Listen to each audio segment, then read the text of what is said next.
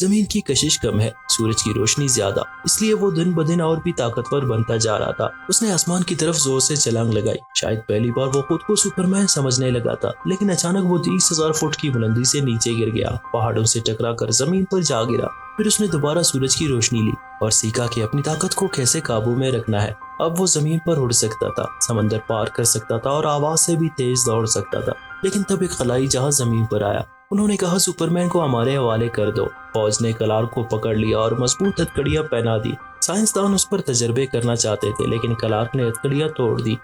वो बस अपने घर वालों को बचाना चाहता था। और फिर पता चला ये खलाई जहाज क्रिप्टॉन का है। क्लार्क अंदर गया तो उसकी ताकत खत्म होने लगी, क्योंकि वो जगह क्रिप्टॉन जैसा माहौल रखती थी, यानी उसके लिए कमजोर बनाने वाली।